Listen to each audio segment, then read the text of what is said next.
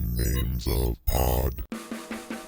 From Atlanta, where Shiv Roy walks the streets with flawless skin, seeking the perfect pantsuit. it's the 9 billion names of pod with Dan Bauman and Michael Reed. I'm Dan Bauman. I'm on my way to a sexual get-together, but first, a key bump of cocaine. Okay. All right, let's talk about some stuff. Hey, how's it going? Hey, who's this old man in front of me? Oh, who's this old man in the mirror? What's going on? Why are we talking into these sticks? It's like finally getting, the Phantom Menace like 23 years later. Like, what? There's more? More? Yeah. Yeah, we're doing a podcast again. We're going to call the 9 billion names of pod an intermittent endeavor. Yeah. So, we will get the band back together as needed, as schedules allow, because, we're adults. That just happened during the pandemic. Yes, that's what it was. We were boys, now we are men. We became adults. And for a minute there, we were Devo. Yeah. But the hats weren't very complimentary, so we moved on from that. Yes. How's it going? Aside from the stuff you know about, which I'm not going to talk about here, sure, whatever, fine. It's fine. Yeah. Let me just sip my coffee amongst the flames. The weird, the world is a bit weird, so we're just trying to hang on and enjoy some stuff. Cling desperately to the mainstream entertainment that has been shoveled into our eye sockets for the last ever. Yeah, there's been a ton. So what you been? Severance. Okay. Severance. Did I mention Severance? I may have heard it. You have not been watching it. I don't even know what it is. Oh dear God. Do you remember Leslie Knope's husband from Adam Scott? Yeah, that's right. Yeah. He stars the Apple TV thing. Correct. I know what you're talking about. Yes. Correct. John Turturro. Yes. Yes, I know exactly what you're talking about. Yes. It's on the surface you think, oh, there's a thing where they turn off your outside brain when you're at work and turn off your work brain when you're outside. All right, could be interesting. Oh, dude. I had a feeling it was like, that's just level 1 and it goes deeper down the rabbit hole. Dude, that's that first taste the dealer gives you. Yeah.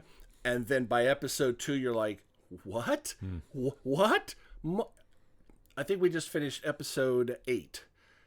And I got to tell you, this could go places. There's the drama of the story itself, but then there is the mythology, the ramifications for the human condition that are addressed. Okay. Kind of like in Breaking Bad, you've got the meth cooking guy, but then there's the talk about, self and your what you want out of life, right, and what you're driven to do and what you drive yourself to do when no one was asking, but you did it anyway. This is coming across. I mean, there's weird mythologies going on. There's creepy shit. Okay. There's it's one of those shows where if you see something, you're like, oh, that's odd. Whatever. Oh, no. Remember that, because 4 episodes later, you're going to go, oh, motherfuck. Okay. That's what that meant? Okay. Oh, dear God. So it's lost, but done properly. So far. I mean, any writer now who has a high concept show like Severance needs to know and learn the lesson of Lost. Well, having a great concept, I could come up with a great concept. Sure. It's the execution and maintaining it over X number. I mean, if you don't go to the network with, a show Bible and a 3 to 5, season arc with a you got it dialed in. That's in the pitches now, from what I understand. It's you have to be. They ask, well, where what happens in season 5? Right, exactly. Yeah. And sometimes you can't go quite as linear and deep. I mean, you had mentioned that you'd finished watching Breaking Bad. No, I haven't. You haven't? Oh, that's right, you haven't. No. Well, Jesse. Yes. Okay. He was supposed to be out in season 1. Right. He was just an ancillary character. Yeah. Proved to be pivotal for the entire run of the show. Yeah. They didn't know that going in. So there needs to be a little bit of room to kind of play around with how things gel on set with actors. Sometimes maybe hearing feedback from the audience going, oh, and just, not cheapening your vision, but seeing what is hitting with people and go, oh, well, I wasn't going to go too far with that, but you know what? That's a good idea, and that kind of thing. They also make, the creators make choices like that. Speaking of Lost, the first episode, the main guy from Party of Five, I can't pull his name right now. He was Fox. Matthew Fox. Matthew Fox. He was supposed to die in that first episode. And they were like, maybe we shouldn't do that. And they... No, you got I'm not going to say a name, kind of a name at that point. I mean, still kind of a name now. I mean, Party of Five and Lost and what just else? That character was supposed to be written out. It was supposed to die, and they retooled it as they got into it because they're like, oh wait, if we do that, then we can do this, and then blah, blah. Right, rehearsals and working with cast and stuff. Yeah, exactly.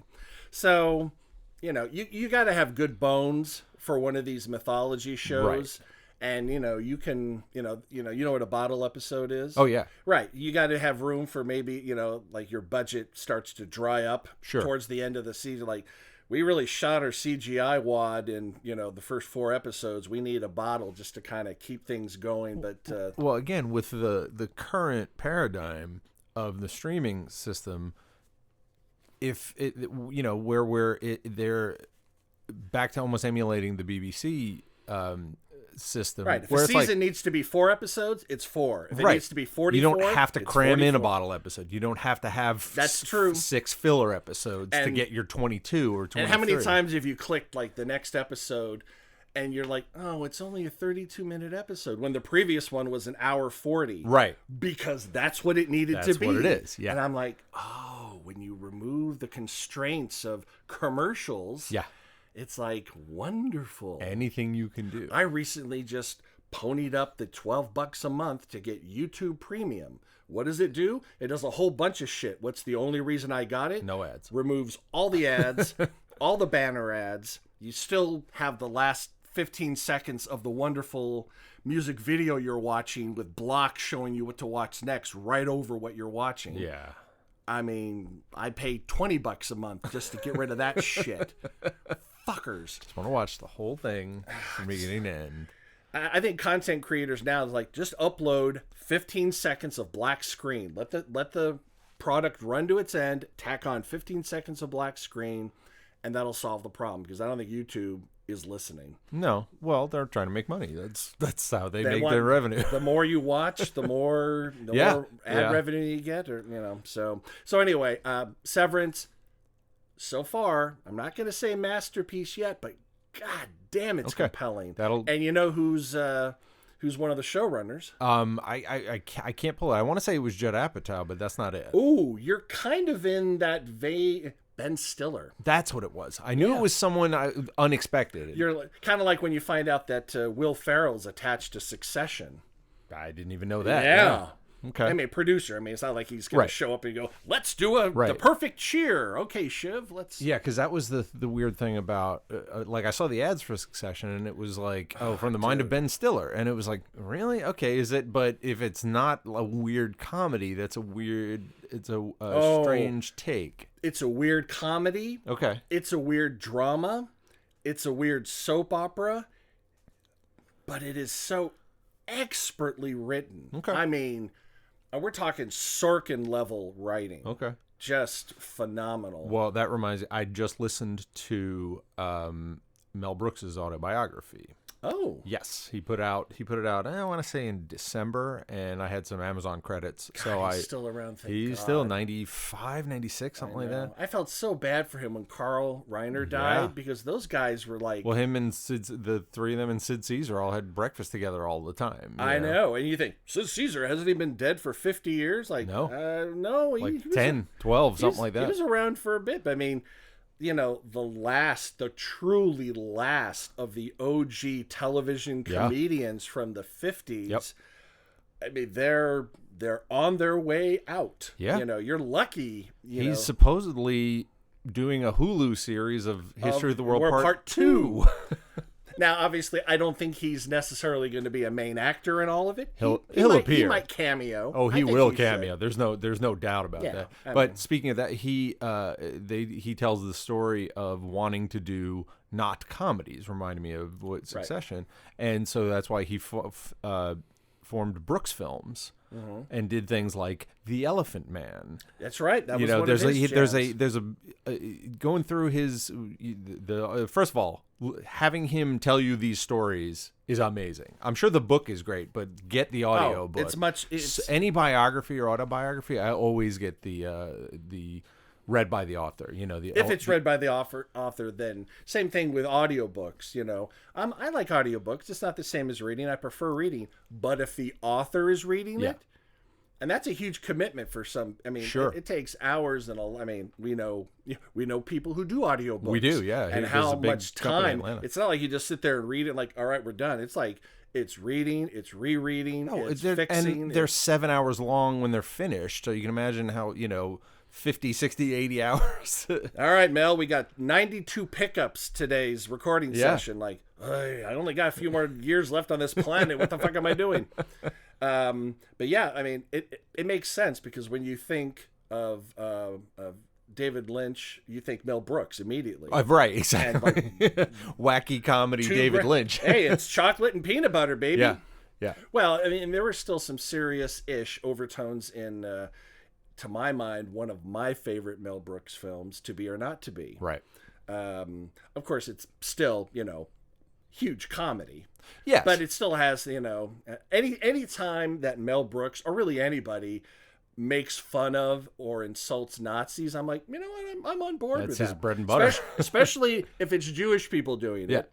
Because that really just, like, how's that Third Reich treating you? Oh, it's gone? I'm still here, motherfucker. I'm still here. Yeah. So, yeah.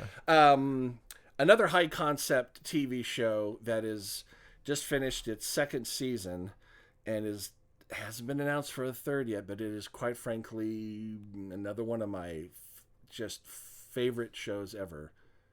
Raised by Wolves. Okay, I know what you're talking about. This is the one that is that the Ridley Scott one? It's Ridley Scott in the sense that he helped shape the world. Okay. I think he directed the first episode. It's like HBO Max, right? Right. Yeah. He is not the showrunner. He is not the creator. His name is Adam. I can't remember his name. But man, if you are read up on your Roman mythology and your biblical tales, you're going to get a lot out of this. Oh, okay. And it's one of those shows where cultural literacy really helps you to go, oh, well, that's Romulus and Remus. Oh, they're doing that. Oh! Raised by Wolves. Okay, yeah. Exactly. Yeah, see, you get that. That's the whole thing. Now I get it, yeah.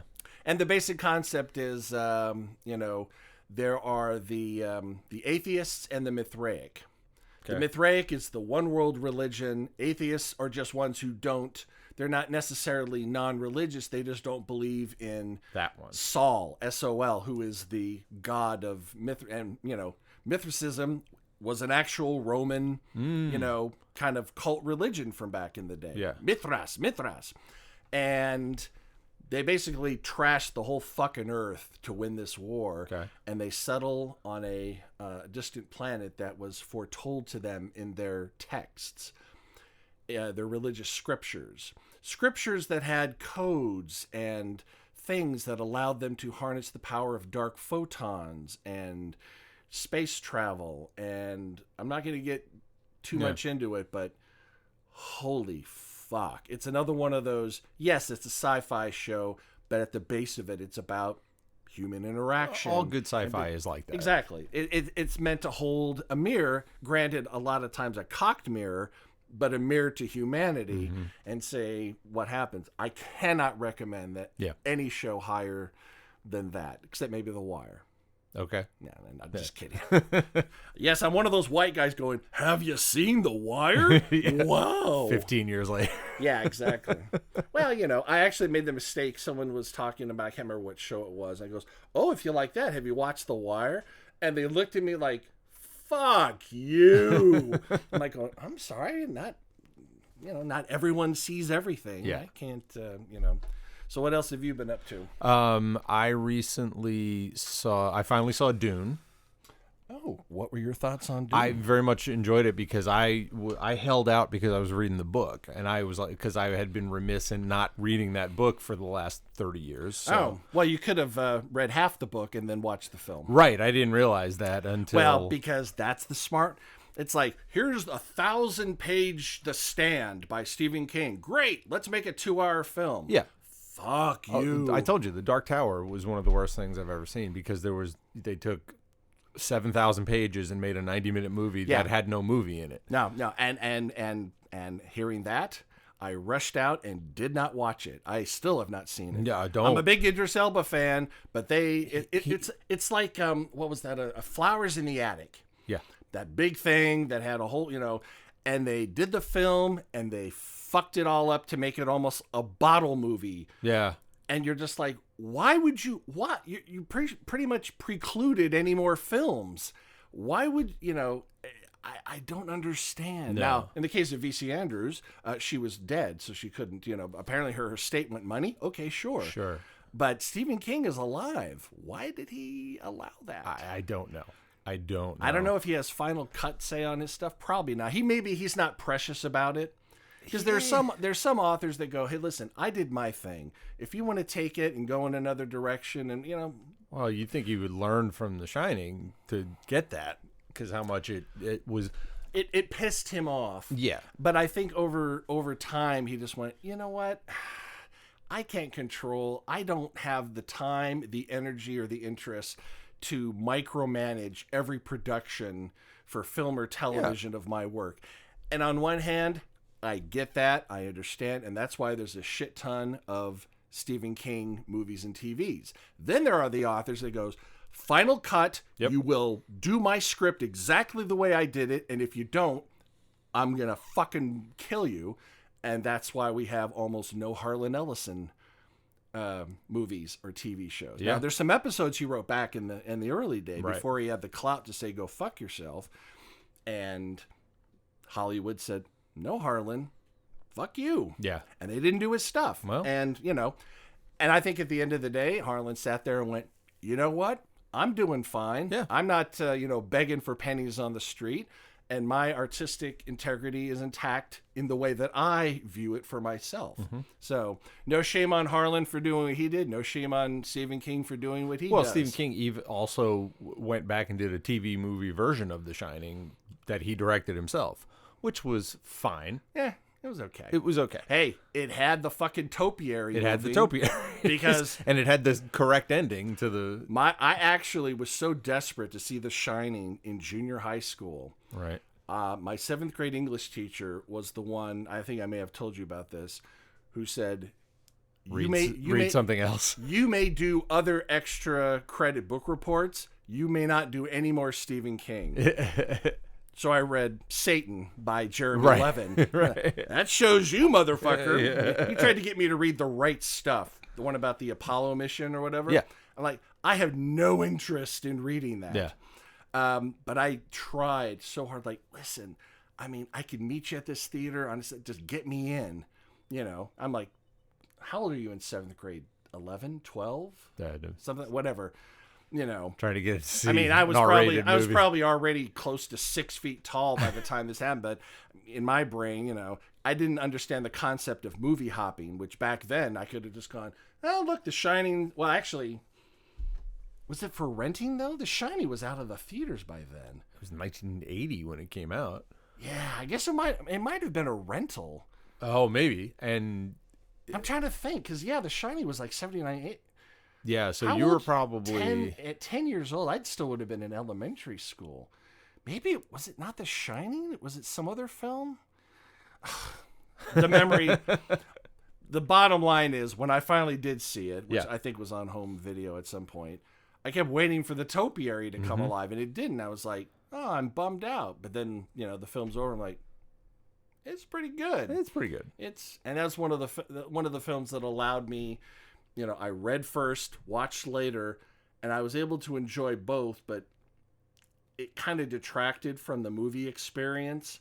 Yes. Because I was expecting A, B, C, D. And of course, at that young age, I didn't understand the concept of, an 800-page book is not going to be filmed scene for scene exactly as it is in the book. There are, there's reasons for that. The film would be 9 hours, or the budget would be $47 billion, or whatever the hell. Oh, I had the same reaction to the first time I realized that was an issue was I read the book The World According to Garp. Oh, yes. And then I watched the movie, and I was like, where's everything in the book? And it took me a while to get, because it's a Robin Williams movie, and it's a weird Robin Williams movie, and it's one of the earliest. One of the earliest, yeah. If not, I think it was Hotel New Hampshire. I think that was after. Yeah, and having read the book, it took away from the movie experience. Like the movie, I was so thrown. Right, and now if I know a movie's coming out of something I haven't read yet, I don't rush out to read the book. It depends. Because I want to be, because it will spoil some stuff potentially. But I look at it this way. Seeing the movie first is like reading the cliff notes, and you get the gist of like, okay, reading the actual book it builds the world. Yeah. It fills in things, character motivations, internal dialogues, things that, there's a reason why there's a lot of exposition in some films, talking. Because they have to. Because there's, no other way to convey that. There's no other way to convey it. Although sometimes there is. I've seen some very deft, film, television making where certain looks, throwaway comments, it opens a portal to exactly what's going on in their head if you're there to pay attention to it. And that's the most difficult stuff to write, because you want to open that portal for people that are paying attention, but you can't have that information be so crucial that the people that are on their phone and looking up, they miss it and they don't know what's going on. And they say it's a crappy movie. It's like, no, you weren't paying attention. Exactly. Or even people who were looking the whole time and they just don't get things. And but I think we're getting into the age of where that is understood at this point, and it's getting there. Yeah. And we're getting changed. Back to like what I was saying, I read Dune, and then watched the movie, and I enjoyed it thoroughly. Good. Mainly because I was watching to see how are they going to do this, as opposed to what happens, because I had read it, and to see like, oh, the shields and the still suits and the sandworms and how they do, and how they got everything, and I really did enjoy it. I thought it was really, really. My favorite well part is when Duncan Idaho goes, that's good pee. No, he doesn't. He didn't do that. He didn't? Oh. But my favorite was all the looking back that Zendaya did. Every scene, she would look back at the camera. Look back, look back, look back. She is just a fucking phenomenal talent. Jesus Christ. Yeah. I happen to, YouTube keeps suggesting things to watch. And I saw a clip where she is like an accomplished dancer. Yeah. Like really good. She's a Disney kid. I mean, they is put that her where through she's the from? Yeah, she had a show on Disney called, give me a second, Casey Undercover, and it was like they have a bunch of kiddie sitcoms, and where she was a spy. First of all, had one of the best over the head jokes I ever saw. So really, you saw this joke? Yeah, the show we would watch Disney Channel once in a while, and her father was played by Kadeem Hardison. Oh, that's from another world, isn't it? A different world, yes. Different world. Yeah, from a different world. And in one episode, Jasmine Guy came on as a character. And they're like, you know each other? And he's like, yeah, we went to college together. And that was the joke. And I was like, boo. Holy shit. Brilliant. Just brilliant writing. That's the kind of stuff I love, because people who don't know, it means nothing. Nothing. To people who know, it makes their head explode. Yeah. And it doesn't take anything away from the people who don't know. And you know why we're seeing a lot more of that? Is because people who grew up with meta references and self-referential comedy, they're adults now, and they're writing and producing this shit. And even if the current director or the screenwriter doesn't understand the connection, a producer may go, those two were, oh yeah, why don't you, oh that'd be, let's do that on purpose. Yeah, it's just that's why writers who think that their script is going to be verbatim from their pen to the actors' mouths to the screen. It isn't, and if they insist on it, they're losing out on a few things. Yeah. Now, granted, but what if we make the girl a talking dog? That's different. Right. That's completely different. Yeah. That's why it's like you pour your heart and soul into your first script, but you don't have the power to see it through the way you want to. Yeah. So you almost like, I need to practice with some scripts I don't give a shit about to get out there before. And it's like, how do you balance that? Well, but going back to the self-referential thing, like people, like you said, creators are realizing that. Best example is the Book of Boba Fett. I mean, they were dropping bombs in those last couple of episodes. Yeah, let's talk about the Book of the Mandalorian, Asterisk, and Boba Fett. Okay. Liked it. Yep. Those mod kids can fucking die in a fire. Nope, I'm sorry. I'm putting my too colorful for you. Yes, when everything is done and orange and yellow and tan and brown, all of a sudden the extras from the fucking remake of Quadrophenia show up, and they're even called mods. Mm-hmm. No, who does that? Dumb, stupid. I mean, maybe it can be explained to me. While you're at it, explain Kevin's given name. Wow, you're really hung up on stuff. I am. I mean, listen, anything that is so fucking stupid it takes me out of a show that I really enjoy pisses me off. Evidently. And how did that pass Feige? How did that pass no, Filoni. Is it Filoni? Yeah. Yeah, Filoni and Favreau. Mm-hmm. I mean, maybe they thought giggle, ha. No, fuck you, giggle, ha. I hated that. But, that aside, the Tusken shit. Genius. Oh my God. I could have watched, fuck everything else in the whole show if they would just did the first season of just him getting to Mos Espa by the last episode and have it be nothing but Tusken stories. Oh my God, that shit was good. And I just found out the actor who just won Best Actor for Coda, he created the Tusken Sign Language. Yes. And I'm like, that's so good. I just want to slap nobody. Yes, we don't do that on this show. We don't. Or talk about it. And we don't talk about it because yeah, insensitive. I don't want to. I take nobody's millionaire slap fight. No. Yeah. I will say just one thing about it though. Oh God. Okay. If Chris Rock knew she suffered from alopecia and made that joke, still doesn't deserve to be slapped. No, not on national. But that television. makes me go, all right, maybe a little insensitive, moves it up to, oh, fuck you, asshole. Now, granted, apparently she's been talking about it and, bringing her story. Yeah. That's fine. I didn't know about it until the Oscars. Right.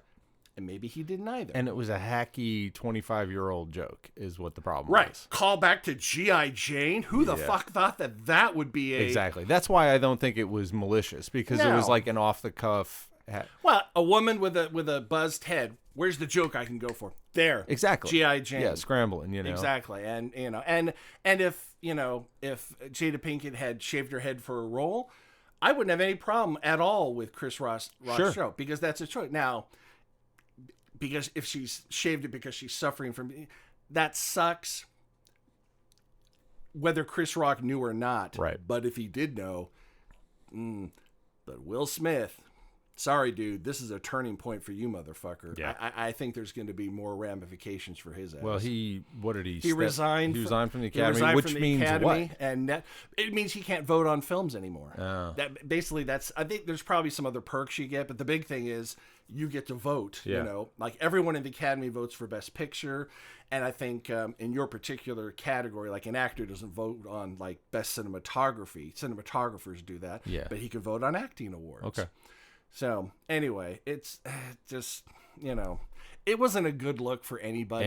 Anywhere. Well, I heard that whole entire show was just a train wreck from beginning to end. I watched the whole thing.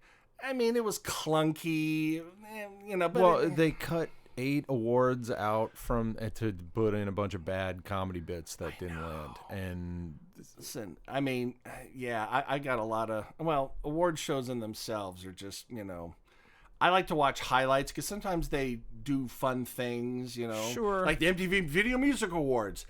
I will watch the first segment because it's when the person goes in and does all the comedy before they step out on stage. After that, I'll just read who won and go, all right. Yeah. I have no... And all those moments that happen will be on, easily YouTube. found. Yeah. Yeah, exactly. So anyway, but back to Boba Fett. Yeah, great. They definitely stepped up their Luke Skywalker CGI game. That was much better. That was frighteningly good. Yeah, because I'm going, they're going to show him again. Oh. Yeah.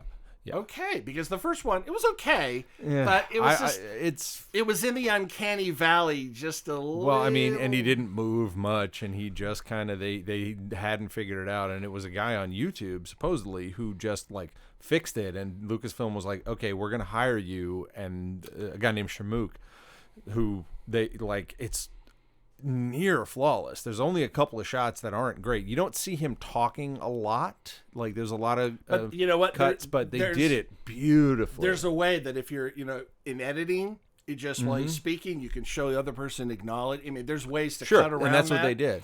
And I thought it was great. But talking back to like the referential stuff, dropping Ahsoka Tano and Luke Skywalker in the same scene, I mean, head boom exploded. Her line of "you're just like your father" was like, oh my god, they know each other. Just all that stuff, bringing R2D2 in. There's a lot of shit that went down from Return of the Jedi to whatever the first sequel was. Force Awakens. Force Awakens. Oh, a lot of shit went down in there. Yeah. So now, of course, try to guess what my favorite scene was, or really my favorite line of dialogue in the entire series. In this entire series, yeah. Jeez, I don't know. I know what it is. That's your name? Oh, that sucks. I'm not going to call you that. Fan service. Exact fan service. That's exactly who like, that was for. You were who that was for. Thank you. Thank you. They got my 900 emails. Like, you weren't what? the only one. A lot of people were like that too. I mean, it's just. I mean, if it was the first time the Star Wars universe named something stupidly, I'd be like, it ain't great. But it's not the first time. Have you known? No, that's what I'm saying. Yeah. If it had been the first time, I could have gone, oh well, that was a clunker. Oh, George named terrible things. Terrible hey, things. One word: calamari. Mic drop. That's all I have to say about how stupid some shit, But then, you get super awesome names like Fennec Shan. Like, yeah, badass. Love her so much. And she's like 50. She's like almost 60. Is she? She's like 58 at this point. And she looks like she's about 32 and could destroy yeah. any guy. Love her. Yeah, she needs her own stuff at some point. And we got Jabba twins. The twins were cool. Black Chrysanthemum bringing in the Wookiee, the badass Wookiee was that was cool. See, you didn't watch the animated stuff, so when Cad Bane showed up, at the gunslinger, I did go online and go, oh, look what they did, and I'm gonna tell you, Cad Bane, fucking brilliant. Oh man, I mean, I'm like going, I can't tell if that is CGI or if that's I still don't practicals. know how they did it. Yeah, I think it's a mixture of both. Yes. It has to be because it was so. Like, and again, you could reach out and touch that. It was so good. The complete and total home run. Same voice actor. That's Corey Burton, who did the voice of, who created the character in that with that weird accent and like just perfect stuck the landing. That's how you do that. You don't bring in somebody else and. Well, it's one of those things where for people who don't know, they don't give a shit. But for the fans, they know. Yeah. And the way they shot that was like, what's that in the distance? That looks like a guy with a hat. That can't be Cad Bane. That looks like Cad Bane. That really looks like Cad Bane. Oh my God, that's Cad Bane. Yeah. I was bummed that they took out Timothy Olyphant. Yeah, he'll be back. Well, because we didn't necessarily see him die. We saw him shot, but we didn't necessarily. I mean, well, he was the one in the back to tank in the tag scene. Did I see the tags? Yeah, in the scene. Yeah, I'm sure I did. I know. Oh. Yeah. Was so he? yes, it was. He's in the tank. My brain has erased that. So the last shot after the credits, the post credits tag was him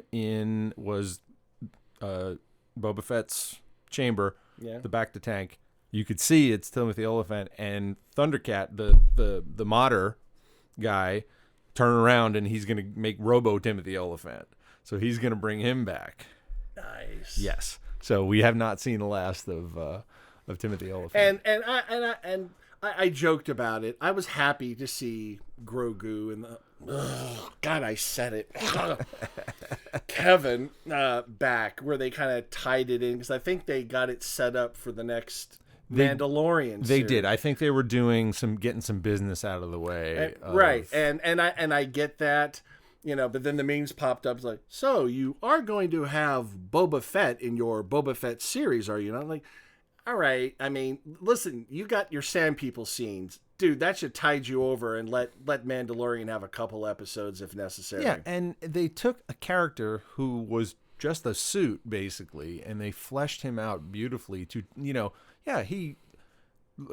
his line of, I'm tired of working for idiots who are going to get me killed, and deciding to change, and he's been alone his whole life, so he needed a tribe. It was a beautiful arc for him and the Sand People alone, just like where they started. And I'm going to go ahead and chalk up being, starting to be digested by the Sarlacc. You were under a lot of stress, so you kind of forgot that you had your fucking armor on you when you left the pit. Remember, they went back into it to find the armor and it wasn't there? Well, yeah, because you crawled out on it and the Jawas took it from you. Yep, but how would he didn't know that. I chalk it up to it's all hazy. Yeah. He was hurt. Messed up. He was messed up. He had to be rehabilitated by the Sand People. Hitting him with a stick.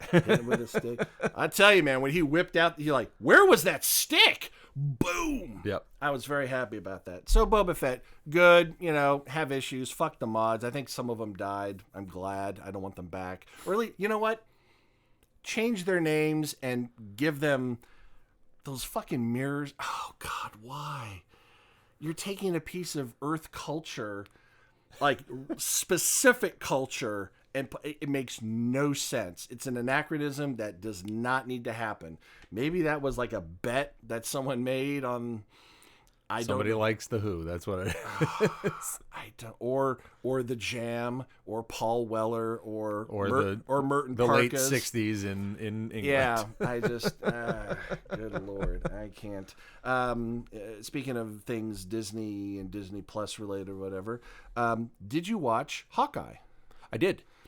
Not bad. Yeah. Not bad. I liked it.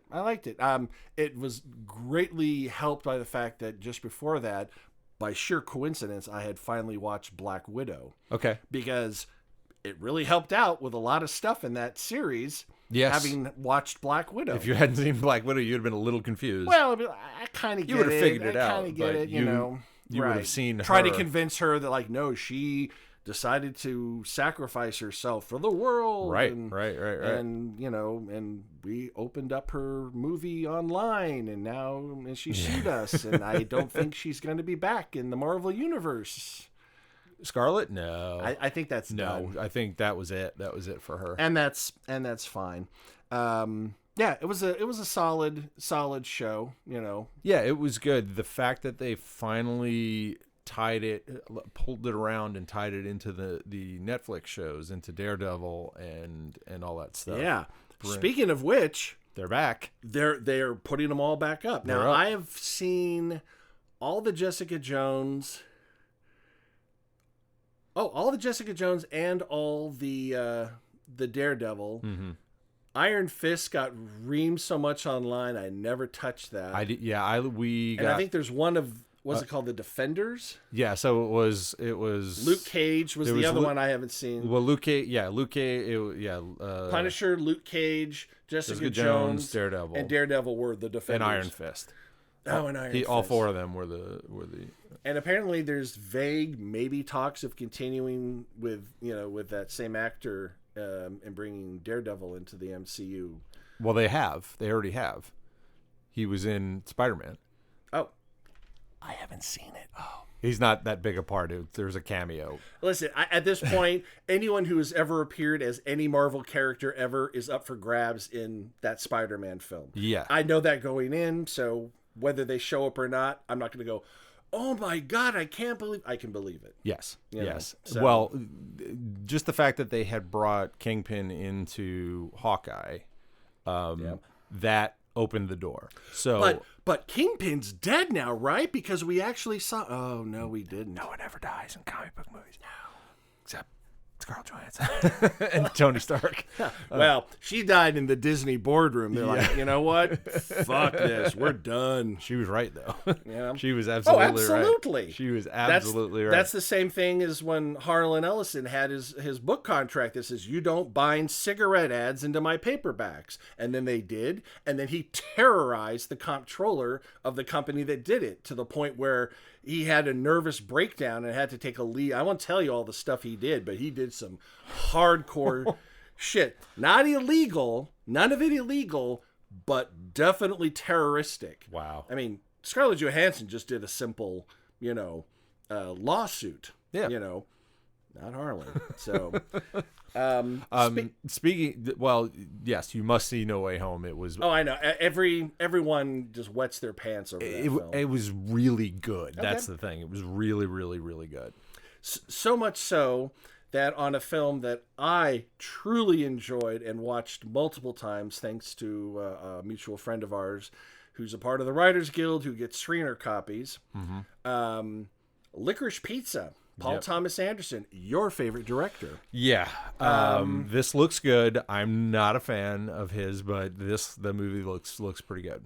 Very nostalgia trippy, right? It's basically Southern California in the 70s, which was well before my time, but enough of that was your region at least was still around. It's not like, well, the 70s are over, let's tear down Southern California and rebuild something new. Right. No, it's a lot of that kept over. I will say, though, I had Pat and Suhaila over to watch it. Mm-hmm. Hated it. Now, that's Pat. Suhaila, on the other hand, fucking hated it. So much so, I was like, because I respect her so much, I'm going, am I a basic bitch? What the, maybe? And I'm like, no, because... that's my area. Yeah. That's, You can like him. Yeah. And the biggest, she saw motivations in characters from the viewpoint of a woman that I didn't perhaps see. And other things that it does have some problematic. There's a character in there. One of the players from, Best in Show. What's his name? Christopher Guest. One of his players. He plays a guy who owns a Japanese restaurant. He talking like these. Offensive. Now, I'm sure it was done on purpose. It was done on purpose as a way to portray the casual racism in the 70s, but it wasn't really necessary, and it just kind of hit a very wrong note. Yeah. And the fact that the two leads, one is 25 and one is 15, everyone's going, pedophilia. Like, the 15-year-old is pursuing the 25-year-old, and they never do anything sexual. Oh, well, that's not... So there's no... Well, people like to scream about shit they don't know fuck all about. But I really enjoyed it. The biggest slam against it I've seen that I get, but I don't accept is that, well, man, there's no story. Like, yeah, there is. It's... a bunch of vignettes that tie together. Yeah. It's what I call a slice of life. Absolutely. Film. It's not like, rising action, action beat every 10 pages. Exactly. Yeah. It's like, these are some cool things that happened one summer or 1 year in the San Fernando Those Valley. movies are great. I really enjoy those kind of storytelling. Well, it's like, all right, what's the storyline of American Graffiti? Yeah. They drive around and some shit happens. Hey, is it a classic? Yeah. Then there you go. You can denigrate Licorice Pizza, fine, but don't denigrate that style of narrative. Not everything. Lost in translation. Yeah, there is no real art. I mean, there's little threads that run through it. But it's just a movie about like this time period. Right, yeah. exactly. This period and I think people are so used to, hey, look, it's the third act CGI monster. Yeah. Let's go ahead and the cookie cutter storytelling. Exactly. It's like they've been raised on fucking Transformers, and if they don't have greased up cleavage and a bunch of explosions, Michael Bay. I hate that his name coalesces with mine, kind of. Sort of. I said, but mine's with an E. You're like, oh, well, that's different. We were talking about Hawkeye. Jeremy Renner did another show, I think for Netflix. I can't remember, called I almost said Mayor of Easton. That's not it. No. Mayor of Kingston. Okay. It's about a guy that kind of he's like a consultant and a broker for people going in and out of prison. He keeps the gangs at bay. It's an interesting show. Okay. Put that on your list. I'm not going to delve into it. Although I will say Littlefinger from Game of Thrones plays a fucking hard ass. Oh, okay. Like a mischievous motherfucker in there. I'd like to see him in something else. Yeah. Exactly. And he's good. Yeah. And he's good. There's a lot of good shit going on in there. No one's safe from danger. No one is safe from being killed or being rescued. It's all it's good, and it's been renewed for another series. Okay. So I'm happy about that. The biggest miracle of the year. Yeah. Fucking James Gunn doing a really good DC property. Oh, Peacemaker. Peacemaker. I watched that. You know what? That was solid. Solid from beginning to end. Because I tell you, from like within the first 20 minutes, I'm like going, the beat. There's a rhythm. There's a beat. Yeah. There's a style. Like you can identify Tarantino dialogue easily. Yep. Same thing with Gunn. Yeah. And it's all this, well, huh? It just, I get it. And what's Peacemaker? What's John Cena. John Cena. Fucking solid in this material. I saw an interview with him, and he said, I have fucked up a lot of movies, and I was not going to fuck this up. Because he said, because in Suicide Squad, he said, he's like, I have had a lot of shots that I've messed up, and I didn't want to do that again. So he worked his ass off.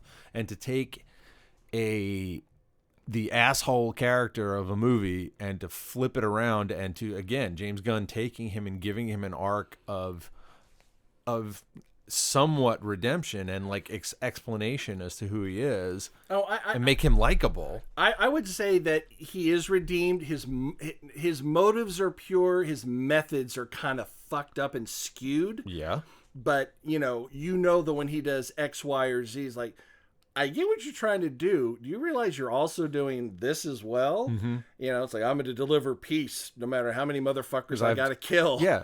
How many men, women, and children I have to kill. And I'm like, wow, are you related to Dick Cheney at all? Are you a Cheney child? And the fact, it very easily in different hands could have been. Oh, it could have been shit. Well, it could have also, but it also could have been like, oh, that's the exact same setup as Guardians of the Galaxy. It could have been like, oh, well, that's that character. It wasn't at all. They he. Diebeard. Steve Diebeard. Fucking AG, man. Dude, does he ever do anything shitty? No. I mean, ever since I first saw him in Sarah Silverman's show, way back in the day. And he's just one of those. He's in that class of comics. He was around, him, Patton Oswalt, Sarah Silverman, Blaine Capatch. They were all they all came up at the same time. So they were the alternative comedy scene, and they've all blown up into different things. Patton Oswalt is in everything. Yes, I mean he shows up in everything. Everything, and good for him. He's had some hard times, and Oh yeah. Good. Did you watch that special of did. his? Oh, well, no, I watched the documentary about his wife's passing. Oh, he did a special where he addressed it, and it's a comedy special. Oh yeah, where he talks about it, and I don't know. After watching Nanette, Yeah. Did you ever watch that? I did. Oh, that was painful. Yeah. I mean, I was torn about that because I thought it was on one hand brilliant, but on the other hand not a comedy show. It was a TED Talk and it was brilliant. well, it started off at about 10% pathos, 90% comedy. Yeah. And the ratios kept changing by like the last 20 some odd minutes. You're just like, human beings are the worst motherfuckers on the planet. I mean, I enjoyed it as much as you can enjoy something like that. Right. And I like stuff where it subverts expectations. There's a reason why everyone was talking about it. Yeah, because it's genius. Same thing with the Bo Burnham. I still haven't watched the Inside one. Oh, dude. Yeah, I need to watch that. It is phenomenal. I mean, even if you don't see it and just listen to the songs, Yeah. the songs are tight. He's a brilliant musician. I mean, they're great. Yeah. And by watching it, you're just like, it's like he captured the essence of the pandemic. And even if the pandemic hadn't happened, it captures the essence of the solitude of the human condition and mental illness and anxiety. And, you know, it can be triggering for some people. You know, it's quite a show. Speaking of documentary comedy specials, it's not streaming for free yet, but it will be. I recently watched a documentary called Joyride, which was Bobcat Goldthwait and Dana Gould. Okay. And it's material from, I think, 5 different venues, the same show, 5 different venues that they filmed, and them driving around talking about it. Because what had happened was they, in 2019, they would come to Atlanta to do a show. And on the way to the show, got T-boned. Oh, that's right, the accident. Yes. So it starts with the accident. Oh, I remember hearing about the accident. Yes. So they talk about that, and they came back it was like January of 2020. So right before everything fell apart. Right. And they filmed a big chunk. They filmed one of the shows here at the Highland Inn Ballroom. And at the Highland Inn? At the Highland Inn Ballroom, where Right Club goes. And well, where it was. New owners. We don't know if that's... But I don't want to talk about that. No, but the Highland Inn, but they film a big chunk of the special there, and at the very end, you see a big bald-headed idiot in the front row because I went by myself. Was that you? I was in it, yes. But it is one of the funniest I see what you're saying. It's like, yeah, the show's great. Look for me. Look for me. Look for me. It was one of the funniest things I've ever seen. Yeah. And the movie is actually excellent. They're so unbelievably funny. I'm down with that. I like. Yeah. I think my current favorite comic right now is probably Michelle Wolf. I watch a lot. I like Michelle Wolf. Yeah, she's good. You know, she kind of talks like you know. Yeah. But that's kind of an affect because I've seen her interviews. It's it's a character. It's a Dana Gould has been one of my favorite comedians for 25 years, and he's one of those that no one. Comedy nerds kind of know him more so than the general public. He didn't really jump into the A-list. He has a great joke. He says, "I wanted to be the Beatles. I'm Big Star. Everyone loves me. The comics love me, but nobody one else knows who I am." Yep. And the fact that I know what who Big Star is like going, "Oh, that's me."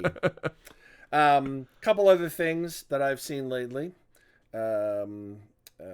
We'll talk about the very big thing a little bit later. Being the Ricardos. I haven't watched that yet. It's actually pretty good. Okay. If you're looking for a comedy, this is not a comedy. Okay. It's a drama about a period of time about making, I think, an episode or maybe 2 episodes of I Love Lucy back in the day, and it ties in. It's fucking Aaron Sorkin, man. Right. I mean. God damn, it's very well written. Don't think it really deserved to be nominated for all those awards, which it won none of, and rightfully so. But good. And I only see that based on what else was nominated. Like, I mean, that's all A+ material, most of it, and you're more like B+, but good. Don't get me wrong. It's Aaron Sorkin. I mean, my beloved Licorice Pizza was nominated for director, screenplay, and film, and it won nothing. Yeah. Absolutely nothing. And I expected it because of Coda and because of Dune, at least in the technical side. Yeah. Dune won every technical award. I think there was one it didn't win, maybe, but everything else, it won everything. And rightfully so. I mean, goddamn, you know.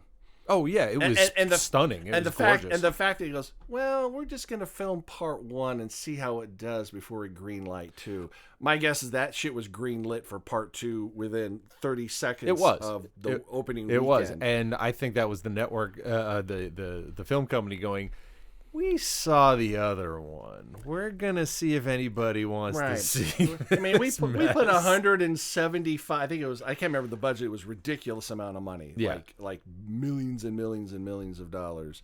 And they're like, if this thing dies, we can't go on like, oh, it's okay. Well, you had.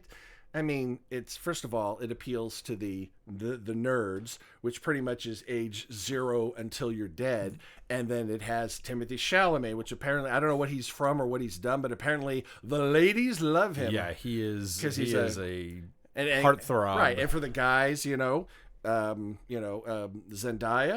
Yeah. Oh, she's a very attractive lady. She is.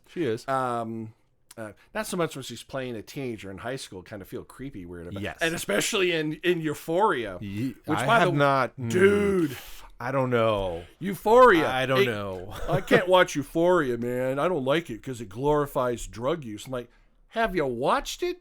It's the opposite of glorifying it. It makes it so real. You're like, ooh, I was thinking about doing drugs, but fuck that. Yeah, it had a Requiem for a Dream vibe. Yes, for me. Yes, and I'm like, I'm never going there again. Take Requiem for a Dream, put it in high school, and just kind of cup its balls a little bit, twist.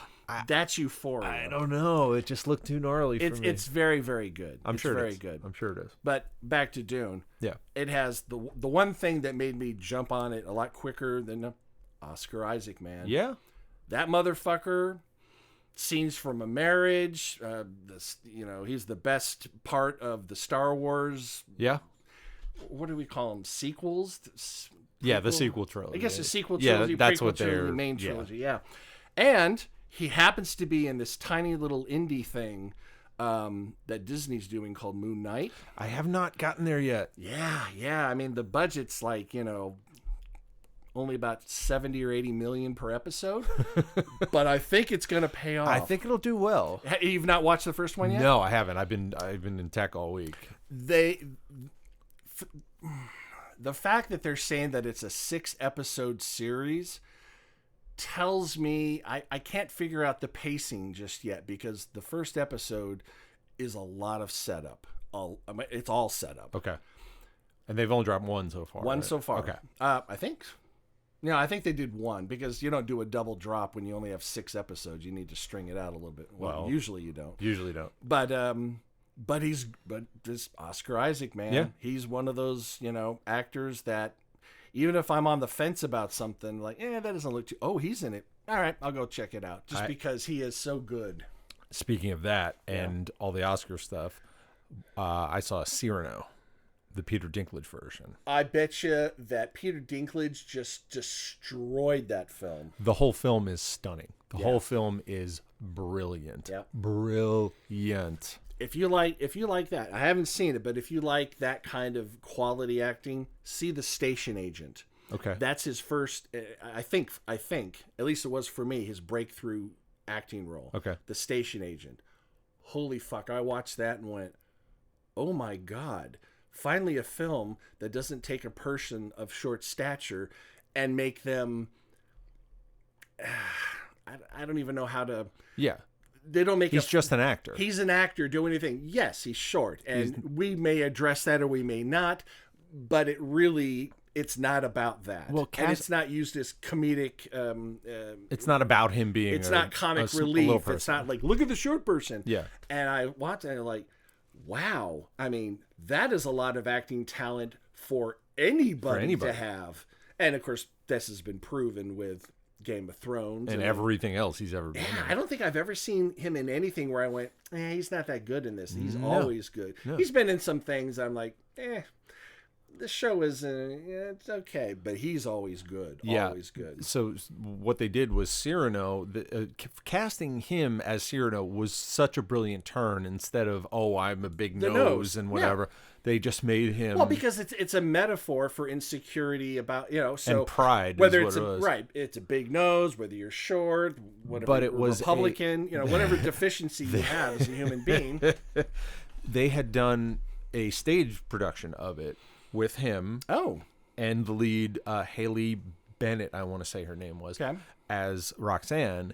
So they cast her in the film. Like, her husband or her partner directed the film, and his wife wrote the screenplay, like Dinklage's wife. Nice. And it is, so they had done this show. So basically, they had workshopped it in front of a live audience. Yeah, for how a incredibly couple months. rare is that to have the same team with the same script move from the stage directly to film. Yeah. I mean, it doesn't really happen. Ever. And it's such a sad story, and it's so beautifully done. So, you will eat that up. Mop it up with the biscuit? Yep. All right. I'm all for good acting. I'm all for good acting. Yeah. Speaking of which, are you ready for a nice little redemption story? Sure. They brought back Dexter. Yes, I heard that. Yeah. Not bad. Okay. Not bad.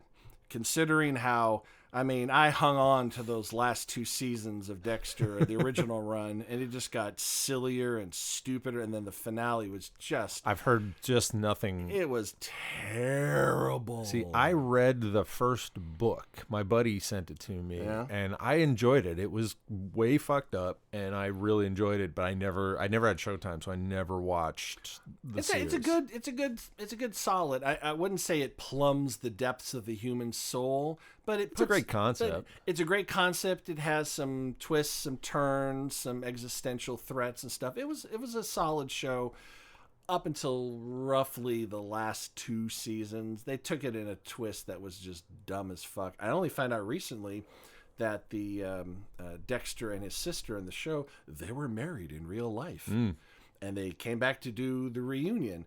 And I thought, this reunion series, and I won't spoil anything for you, but that was really tough how they were going to make that happen. And they made it work. Okay. And I was like, okay, they stepped up their writing. They didn't make it quite so fanciful and stupid, and they ended it in a decent place. So just throwing that out there. Okay, good. But obviously get through the original, the original run, at least as far as you can before jumping to, I suppose it's the season, I can't remember which season it was, with John Lithgow as the main baddie. 3 or 4, I think, from what I remember hearing. He was fucking twisted. Love John Lithgow. God damn. He's another person. Anything. You think, I think of him as playing Rudy Giuliani on whatever, on the Tonight Show, joking around or whatever he did, and Third Rock from the Sun. Right.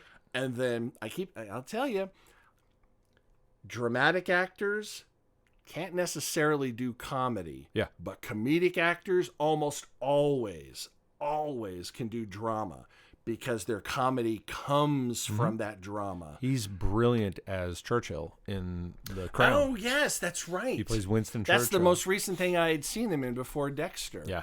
Yeah, and I'm still loving The Crown. But current events are about to overtake that. I wonder how they say there's going to be 2 more series, I think. That makes sense because she's getting up there on the show. Yeah. And if they time it out right, they may be able to wrap it up with a funeral as she's 95. Theoretically, sure, she could maybe go another decade, perhaps. Well, Queen Mum lived to 101. Yeah, so there's longevity, and let's face it. Yeah, and Philip was like 97 or something. So, and if any person in the entire world has the top-notch health care available, of course, it's the national health over there, so I don't know. I'm just kidding. Yeah, no. Not slagging that off. Not slagging that off. Have you heard of and or perhaps watched Yellow Jackets? I have not. I've heard of it. Oh my God. Yeah. Anyone who had any doubt that Christina Ricci was not a fucking great actress can just shut the fuck up right now. Because and her counterpart as a teenager, the actress who plays her character as a teenager, also phenomenally good. Okay. It's, you know the concept, right? I do, yeah. Soccer team goes to the finals. They steer clear of some weather and dip into Canada. Their plane crashes, and they think, all right, we'll be rescued any moment. And they are not. Shit happens, and... Oh, you think, oh, well, they'll run out of food, they'll cannibalism, whatever. No. But yes, but no. Yeah. There is infinitely more shit going on, and of course, as it would have to, and it's good. Yeah, I've heard it's good, and I really like shows that are able to bounce back and forth between the younger versions and the current versions, because you know they write it so past actions informed their current motivations as adults. And because this happened to us out in the wilderness, I am now doing this. Or you think, is that because, it's very interesting. I think it's a Paramount Plus show. Okay. I think. I do have access to that, I'm not entirely sure, but anyway. But it's good. It's one of the ones that I've enjoyed quite a bit. I have talked to you about Station 11, haven't I? I think so. Yeah, somebody was just talking to me about that. This is the post. It's basically like The Stand in the sense that a worldwide virus takes out like 95% or 99. I can't remember. Like most all of humanity. Just and the thing was, the book it was based on was written well before the pandemic. So, and the show came out right in pandemic times. And you're just like, prescient, interesting. But it has Mackenzie Davis as the lead. Mackenzie Davis. Halt and Catch Fire. Okay. Blade Runner 2049. Okay. But Mackenzie Davis, she was one of the Terminators in one of the infinite iterations of... Just stop with Terminator. I think they are. I think they're done. At the very least, and I mean very least, retire Schwarzenegger. He's not a draw for this anymore. No. It's done. You couldn't even get a decent box office when you brought back the original Sarah Connor. Oh, yeah. Linda Hamilton. Yeah. You either need to go in a completely different direction. I would like to see a limited series about John Connor. No, the moments just before and then moving forward when Skynet became sentient. Yeah. How that affected, and have it nothing to do with any character we've ever seen before. Nothing. Yeah, or show the resistance rising and them like building up to sending Reese back. Maybe that. But I want to see how society collapses and folds in on itself and rises up as the machine. That I could get behind. I don't want to see Sarah Connor. I don't want to see Schwarzenegger. No. I don't want to even see fucking hints or nods to that. I just want it to be a straightforward. I want it to be as much of a reboot as Battlestar Galactica was from the 70s to the aughts. Yeah. That's the kind of reboot I want for that if they're going to do it. Mm-hmm. And of course, we know where the inspiration for the Terminator came from. Oh yeah, well, yeah, a little bit more money maybe for the Ellison estate. There you go. Every time there's something in there, maybe there might be a buck or two. But Station 11 is really interesting. It's about what kind of society and what happens after, you lose 95% of humanity. What does the other 5% or whatever humanity do? How does it, relate to itself? How does it coalesce? What happens? And the basis of it is a group of traveling performers that run a circuit that offer, Shakespeare to new settlements and new quote unquote towns or cities and stuff like that. And it's very, very cool. Okay. It's very cool. I highly recommend it. One thing I've been watching that I don't think it'd be up your alley, but it's an animated series on Prime called I'm already out. called The Legend of Vox Machina, and I like the title. so the story behind it is amazing because it is nerds who crack the code. Okay, The code being of the show. No. to do it. It's No, stay with me. All right. It is. So it was about 7 years ago. Yeah. No, it was about 8. A bunch of Was that just before or during the pandemic? I can't keep yeah, it's yes. A bunch of voice actors Yeah. started playing Dungeons and Dragons together.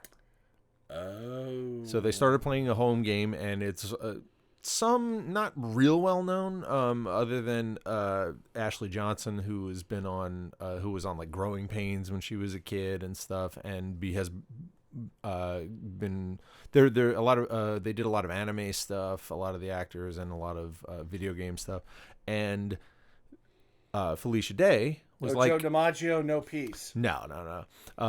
Felicia Day said, why don't we stream this on, I have a new YouTube channel, why don't we try that? And they were like, all right, we'll take our campaign and we'll start doing it.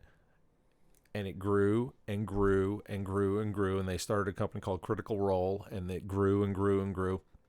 And they're on their 4th campaign now. And right before 2 years, I guess it was 2020 or something, they were like, we're going to do a GoFundMe. We want to raise $750,000 to do a 2-episode animated series of our characters that you people love. Oh. $13 million later, they're like, I guess we're doing the whole series.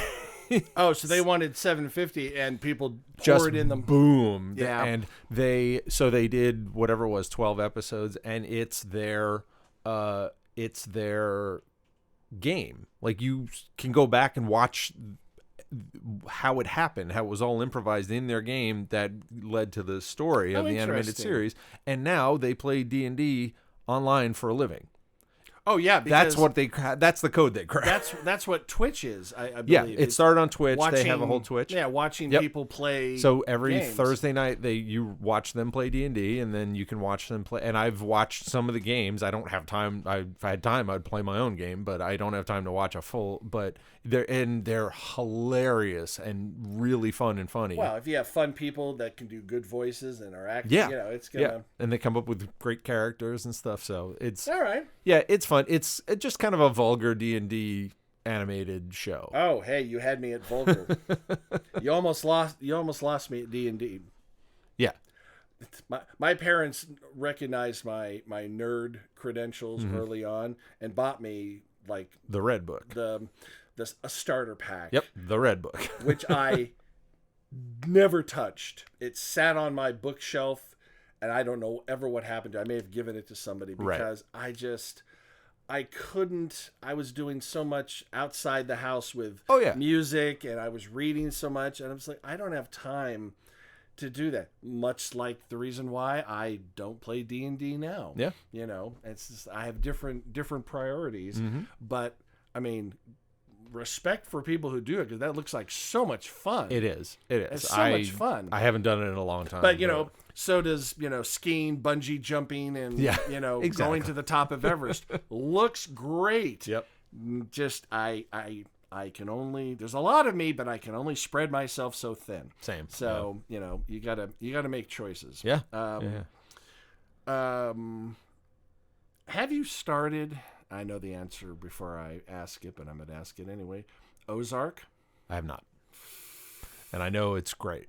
And it's the Breaking Bad.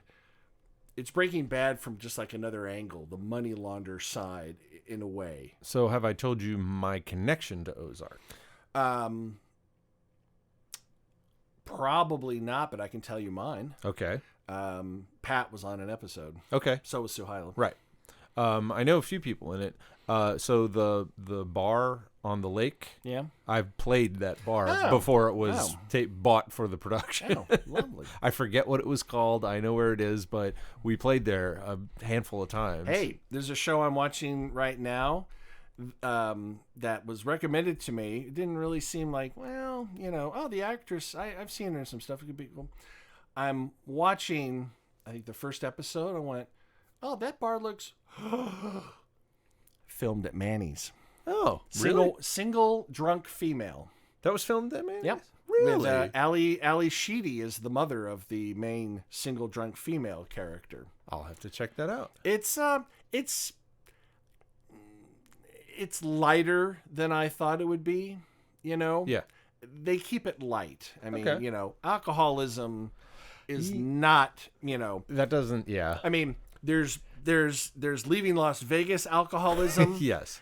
And then there's, stumbly, bumbly, drunk uncle. Otis the drunk from Mayberry. Exactly. Alcoholism, yeah. This is about 2 steps below bumbly, stumbly. It's nowhere near Leaving Las. I mean, it's like Las Vegas is light years away from Georgia. this. It's Decatur. But it's a fun show. I enjoy it. I chat with Amy about it every once in a while, and it's a fun show. But my favorite part of everything is like going, oh, okay, they're around the corner from the church on Ponce. Yeah, I know exactly where that is. I keep looking like, oh, if they just tilt the camera over, they're gonna catch the plaza. You know, right there. Oh, they're so close. And it's a fun little show. But Ozark, baby.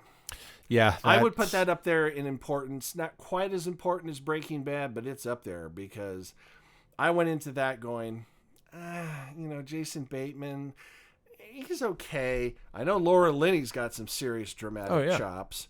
So it's like, it could be good. After the first episode, I was like, oh, motherfucker. This is, and they never, it's so popular that they pulled a Breaking Bad for the final series.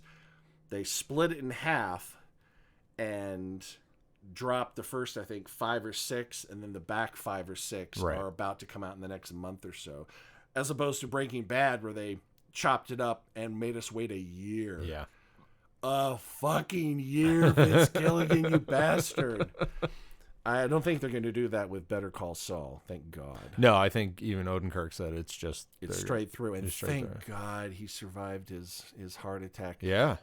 Not for any other specific reason other than he's a human being. I want him to be healthy, but the back of my mind, I'm going, please get through this. I need to have the end of Better Call Saul. I'm like, dude, that is so dark and stupid and sick. Like, but it's such a good show. Why? Remember when I can't remember the actress's name, the actress who played the mother of Tony Soprano. Oh, and they had to write her out quickly, and they did. Like, this is like late 90s CGI, and it was dreadful. Yeah. Abso-fucking-lutely dreadful. I wouldn't be surprised if you go on HBO now to watch that. If they haven't gone back and fixed it with modern technology. Wouldn't be surprised. Because it was just so obvious. So if you didn't know that she had passed away and was watching, like, what the fuck? What is that? I know. It's like, is this Inception? What is happening? Yeah, it was not pleasant. But yeah, I highly recommend Ozark. Yeah. One thing that I kind of recommend, but kind of don't, because it's kind of icky. Hulu did a limited series about the Pamela Anderson sex tape called Pam and Tommy. Yeah. And on one hand, just straightforward, great acting, well written, well acted. Yeah. On the other hand, it's like, she's not dead. She went through this. Yeah. She got through this. And there's a lot of humiliating shit in that happened. And you're just dredging this up. I mean, it's kind of gross in what it does to her. Because I got nothing. I mean, I have no skin in the game when it comes to Pamela Anderson. I never watched Baywatch. I've never been in, I've never been like, oh, I've got the Pamela Anderson poster on my wall or anything like that. Well, no. But she's a goddamn human being. Yeah. And, what two people do, two consenting adults, married in this case, do in the privacy of their own home and keep within their own home, it's gross. Yeah. And a horrible violation. I mean, it's almost, I would say it's almost worse, just in my opinion, as having been sexually assaulted, because at least that's one event that you can work through. But this is like getting assaulted over and over, hundreds and hundreds and hundreds, and the whole world laughing and pointing and stuff like that.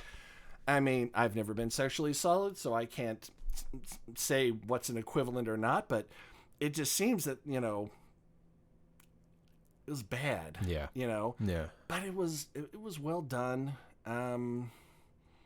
I felt weird watching it in a way, just because we haven't yet, and I'm not quite, you know, I mean, was I in LA when this was happening? Maybe I was just out of LA and into Atlanta at this point when this whole thing, you know, went down. And I knew it was happening, but I didn't care. In the sense that I didn't, like, you know, wait for every little bit of news. I didn't go seek out the tape like, ooh, you know.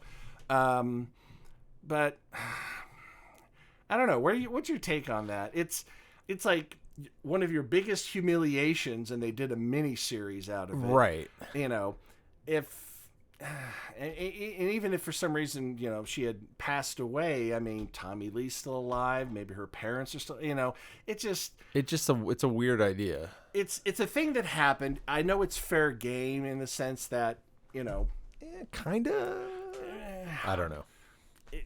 Let's put it this way. It's not something that I would want to write. Yeah. Yeah.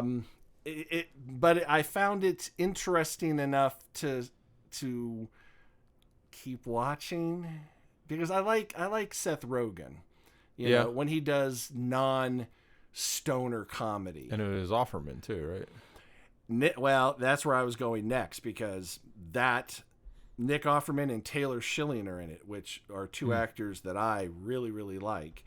And they got the Winter Soldier. Yeah, Sebastian Stan. Yeah, and I like Lily James too. She's been in a bunch of stuff. Downton Abbey, you know. I know, and I went, there is no way that she can become Pamela Anderson. I've seen pictures of Pamela Anderson. I've watched Lily in many things. Yep. And then when it came out, I was like, oh, wow. Yeah. They did it. Yeah. And they did it effectively. I mean, it was well done. It's just, you know, I feel weird about it for Pamela Anderson. I think, we haven't jumped on it, so I don't know. I mean, I recommend it for its execution in the sense that it was well done, well acted, well written. But part of it is almost like ogling a car wreck, you know, looking for bodies or something like that. You're just like, you know, I'm not proud of myself for having watched it necessarily, you know, but I did, you know. I don't know if I haven't looked for, I don't know if Pamela or Tommy have made a statement about it. I don't know. I mean, in my opinion, I heard she was going to make her own movie about the account of it, and I don't know.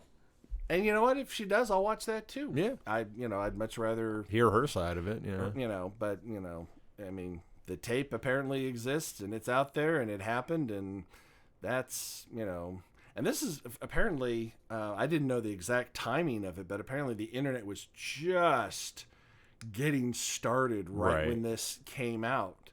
Because apparently, according to and they say that it's very accurate, they tried to keep the facts completely straight. They took the tape to a bunch of porn places and tried to sell it. And they go, do you have model releases? Like, no, I can't touch it. Right. And they got to the point where they're like, oh, if we do it online and have the product ship out of Canada and work the money going to like Amsterdam or like that, it's untraceable. And of course, it was totally traceable. Yeah.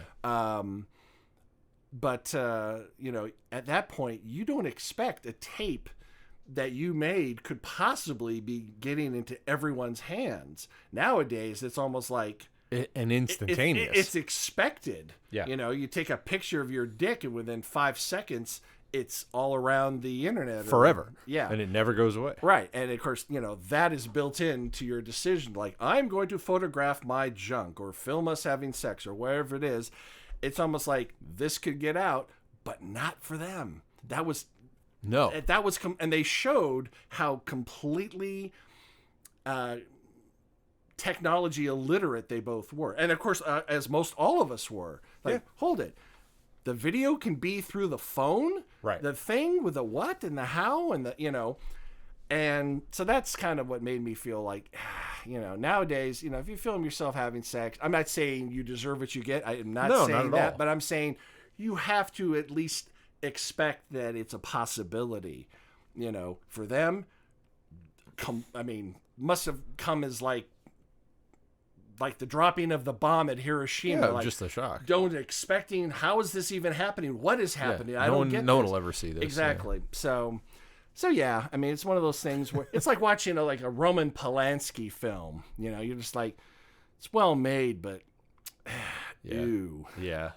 Or a Woody Allen film. Yep.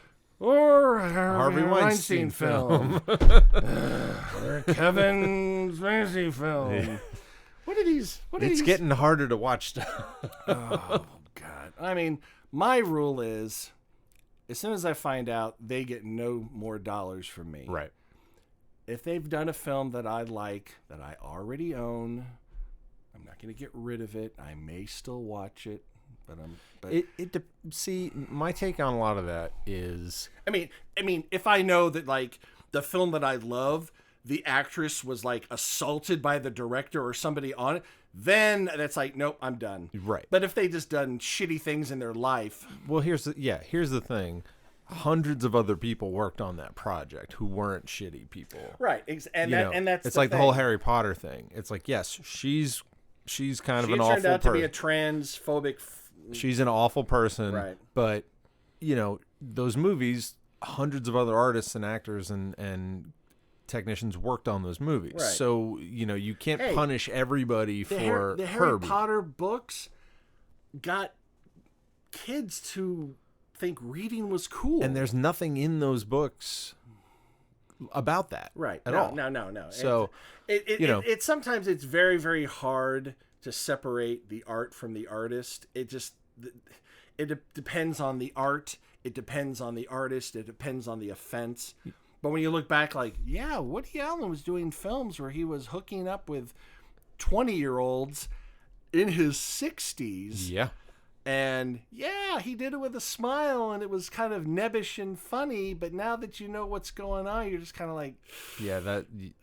it was already weird about, his wife and how that came about. And you just kind of went, okay, love finds a way. It was an adopted daughter, so okay. Yeah, no. You try to give him as, at least used to. I don't do that anymore, but, I was never a huge Woody Allen fan, but I knew some of the basic points. I enjoyed the movies and the stand-up, as a matter of fact. Right. Back when he did stand-up. He only did it for like a 2 year. or 3 years in the 60s. There's only one album of it. Yeah. But then I watched that Mia Farrow documentary. Oh, dude. Yeah, I've heard. Even if half of that is a lie and half of it is true, fuck Woody Allen. Yeah. And I'm inclined to believe all of it is true. Yeah. And I'm like, consequences just because you make great art. I have one of the bands I worked with, the lead singer was called out on doing something shitty with the girlfriend of one of the horn players. And to paraphrase his response, like, I'm not a bad person. I wrote this song.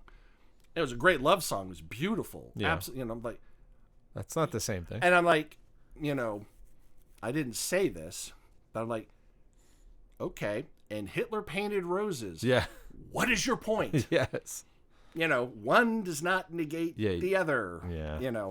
So, anything else that's percolating in your brain? I got one or two little quick things. Go for it. Firebite. Have you heard of this? I'm not sure. I don't think so. It's an Australian vampire. 10% comedy, 90% action. Okay. Takes place around Coober Pedy. Does that sound familiar? Coober Pedy, no. Priscilla, Queen of the Desert. Oh. That's one of the stops. Okay. And apparently that's there's a lot of opal mines. Is this like a sci-fi show? Sci-fi channel? I think it did show on Sci-Fi. Okay, then I think I did see promos for it. Yeah. And it's only like 6-8 episodes. It's not too shabby. Okay. It's so hard to take vampires into anything new, and this really doesn't. Mm-hmm.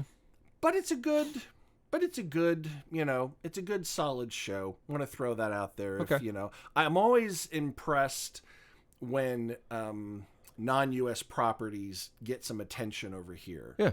Because, I mean, yes, we do really good work here in America, but it's a drop in the bucket when you combine the rest of the entire world.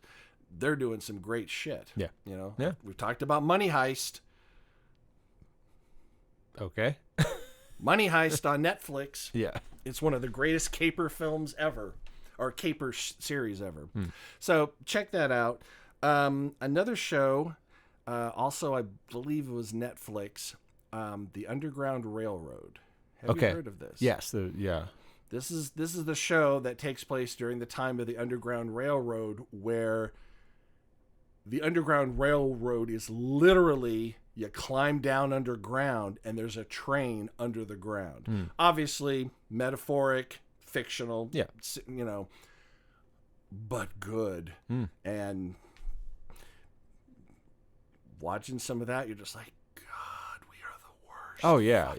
People in the world. We just watched on PBS, it wasn't Masterpiece, the other one, American Masters, and it was called Citizen Hearst.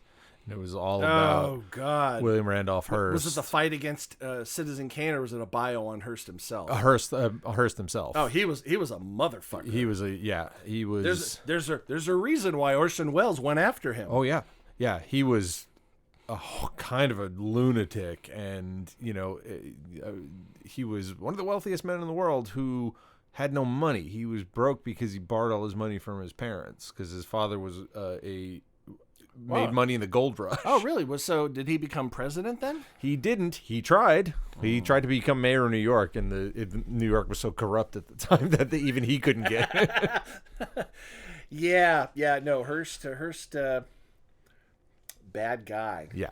Kind of the Rupert Murdoch of the media. Even worse, like anti-Asian sentiment, and while at the same time lobbying for the 8-hour workday and working conditions for people, and like for the small guy, did these weirdly good things for Hitler painted roses. Yeah. I mean, I can do 100 great things. I just mean but if the one thing I do, the dichotomy of it was like, what? Sure, I punched that nun in the face, but I gave to my local charity. Like, well, you're good. Free to go, sir. He was not good. Yeah, so that's I really wish Orson Welles had stayed at that level of quality. I mean, he did with the Magnificent Ambersons and The Third Man, I believe, and then I think shortly after that it started getting a little iffy, and before you know it, he's hawking frozen peas full of country freshness and green penis. There was a remote farm in Lincolnshire where Mrs. Buckley lived. Yeah. Oh my God! When I first heard that, the parody, I went, I thought Orson Welles was dead, because that sounds so. And then of course I did not know about Pinky and the Brain or anything else at that point. I'm like going, oh, there's this thing called voice actors. Yeah. It's not just the thing Rich Little does. Other people do it too. Oh, Maurice LaMarche. Does so well. Yes. Does so well. By the way, speaking of voice actors, we got DiMaggio. We did. So they are resurrecting for, I want to say, a third time. First run. Third time, yeah. Dropped it. Came back once more. Comedy Central. Then it was online for something. Was it Netflix? Netflix. And now is it Paramount doing it? Hulu, I believe. Is it Hulu? Yeah. And I mean, the great thing about it, the animation stuff, you know what? Even if they don't have the same people, if they get sound-alikes, they could still do it. You want the original people, but it's not like you can't play that 20-year-old kid anymore. You're 45 now. Right. Like, nope. As long as the voice sounds decent. I mean, The Simpsons have been on since the 80s. Yeah. I mean, granted, 89, but the 80s. Yeah. Yeah. The 80s. And it's happening now, too. Yeah. I mean, holy There's no reason to not keep making stuff like The Simpsons and Futurama. The bathroom wall in the writers' room for The Simpsons must just be the names. I mean, because they have to cycle through. I'm sure about every 2 to 3 years. It's like I came in, I did everything possible. I got nothing left to give. I'm moving on. That's what they said. Yeah, they say you get burned out. You do, of course.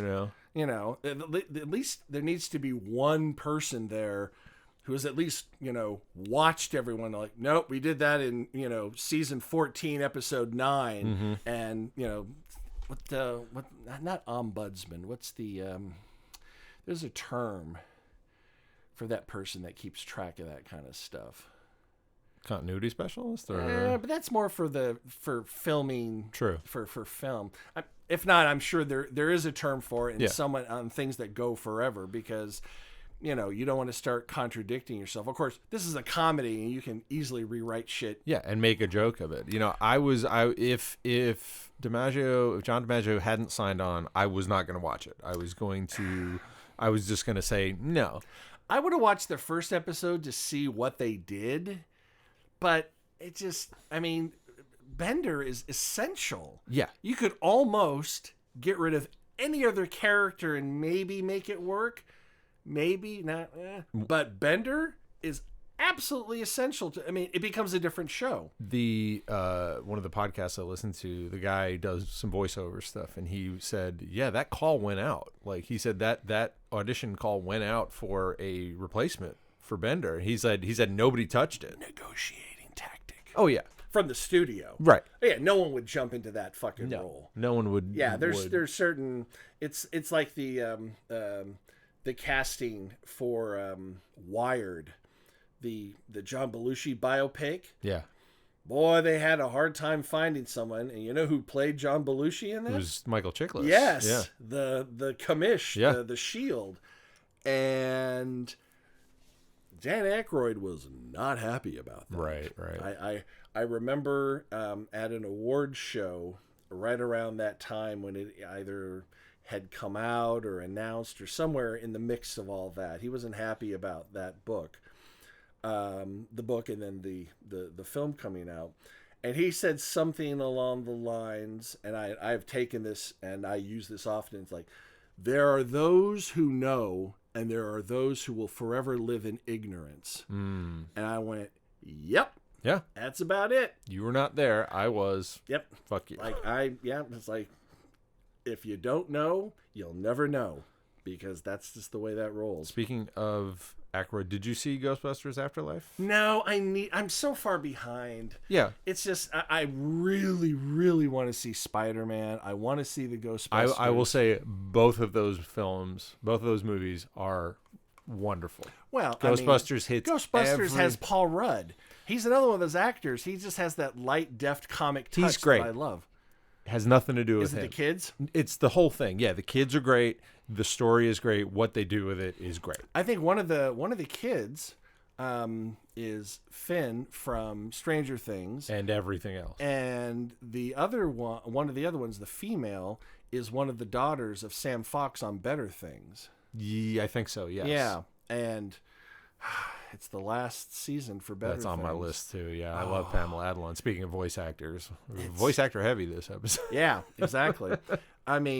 That's one of those slice of life TV shows because it was co-created with her and Louis C.K. Yeah, who pioneered that kind of slice of life weird. Well, she was in his original show. Yep. His, Lucky Louie. He played his wife. Yeah. But in Louie, she was in there as well, and boy, their relationship in the Louie TV series was pretty good. Another example of God, I just wish he hadn't been such a shit. Yeah. Because it makes Louie it real was difficult. such a good fucking show. You know how much I loved Horace and Pete. I did, yeah. Fucking masterpiece. And then he jerks off in front of people. Or he had before. Or whatever, you know. Granted, on the scale of shitty things, I guess that's lower towards the scale. You didn't assault somebody necessarily. No. But you know what?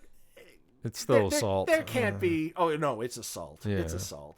There just can't be any like, oh, well, you just... All I did was... You jerked off, in the corner, not all, right in front of them. It's like, no. No, There's it's off. Either, He didn't do anything, I don't think, that would send him to prison, but he needed to stay away from comedy a little bit longer. There would have been forgiveness for him, but he was back at it in like just over a year. Yeah, doing stand-up. And I'm like, you know what? Good for him. If people want to come see that. No. I mean, I went with Amanda to see him in, I think, 2016, I think. Yeah. And great show, wonderful show, loved the show, watched it, had a great time. I enjoyed his stand-up. And I'm so happy that I was able to see him before, I knew the world knew what was happening. And I say, I had that experience, and now I will not have that again. I mean, even if time continues to go by, as it is wont to do, I'm kind of off the Louis C.K. train. You know? Totally. I mean, it's... the worst I'll do is, like, maybe if there's a little short clip on YouTube, maybe I'll watch it because it won't give him any money. As long as it's not on his channel, because he won't get the ad revenue. Okay. So the one thing, they finally dropped a trailer for the Obi-Wan Kenobi series. Been waiting like 3 years for that. I was disappointed that they brought Jar Jar Binks into it. Why? It was a weird choice. I know. Yeah. No, I am so... The fact that they dropped Duel of the Fates in just took me out, man. It was... I've been waiting for this for 20 years. Like, dude, he's every new around. Star Wars thing you've been waiting for 20 years. Even life. if you didn't know it was going to exist, you're like, oh yeah, I've been waiting for that. But this. Yeah, exactly. Yeah. They bumped it from May 25th, which made me very happy that it was going to be on May 25th, because May the 4th, as some of you know, yes, it's a fun, cute little pun. It's not the anniversary of anything. May 25th is the anniversary of New Hope. Yep. They're bumping it back to the 27th. So they're bumping 2 days back. They're bumping it to Friday and dropping 2 episodes. So that's cool. I'll take that. It's like a movie night, be a feature length thing. Exactly. I heard 2 reasons why they might be doing it. I heard one, it would conflict with, I think, Ms. Marvel. So Marvel's dropping a series in June, and they would overlap, and they didn't want to do that. They started at a certain date, so it's every week on that date. Right. And they don't. So they want to drop the Ms. Marvel on Wednesday, and then drop Obi-Wan on Friday. Ms. Marvel is Muslim. Yes. Fuck yes. I've read that comic. Our friend Elizabeth Coop gave us the compendium of the first couple episodes. She's like, you need to read this because it's Suhaila. Yep. And it's gonna, that also dropped the trailer, and I'm so in. They got a little Scott Pilgrim-y with it, and well, it's aimed for a certain demographic. Yeah. It's not aimed for us. We're going to enjoy it and we're going to watch it, but it's not kind of like Disney Channel, not meant for us. There may be some fun stuff on there on occasion, but it's not for us. No.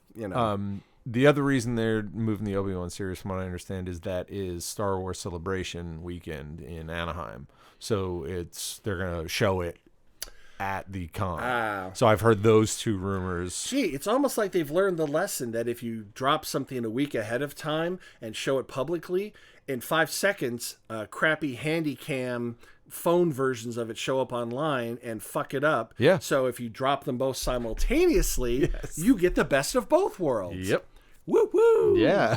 I mean, the first time I remember being at Comic-Con back in the day. Never been. Never. Yeah, it's worth a visit. Well, if you could get there. It's enough. Yeah. You can't get tickets. The first time I went, I just fucking bought a pass, that day. Right day and went. Not anymore. Impossible. But I saw the Disney had one of the big halls and showed the animatics for Beauty and the Beast. Oh, wow. Yeah. No color, just the pencil, Yep. And I was like, yeah, all right, well, whatever. And then saw the movie, like, okay, that's pretty good, Yeah. And Angela Lansbury, always been a fan. Mm-hmm. Have you ever seen Angela Lansbury in Gaslight? Yes. Yeah. That was an attractive young lady. She was. That was an attractive murder she wrote. Okay. But I got to tell you, if you think that Angela Lansbury was attractive in Gaslight, you need to watch B. Arthur in. Medication time. Medication time. We ran out of time. I will tell you. You know what? It's a secret. I'll tell you when I tell you. The 9 Billion Names of Pod was conceived, written, and performed by Michael Reed and Dan Bauman, with Abdul Beni Hassan as the sound of splintering wood. Research, transportation, and exasperated looks by Courtney Lohner. Technical assistance by Cubase, Pro Tools, Skynet, QLab, Deep Thought, Big Brother, and Eddie Your Shipboard Computer. Financial consideration provided by the Wayne Foundation, Stark Industries, the Braun Brothers, and LexCorp. Legal counsel by the Office of Howard and Fine. See, nobody had to slap anybody. It's fine. Nobody had to slap anybody for anything. Nope. Our intro music was written by Tim Akers. This podcast is sponsored by Deep Shag Records and is a production of Audio Primate. Throw us a couple stars on iTunes, why don't you? Listen, watch on YouTube. Stream us on Spotify. Listen on SoundCloud. Stream us on Stitcher. Like us on Facebook. Follow us on Twitter or email us. comlink@billionpod.com. Until this happens again, I'm Dan Bauman. I'm Michael Reed. LOZ.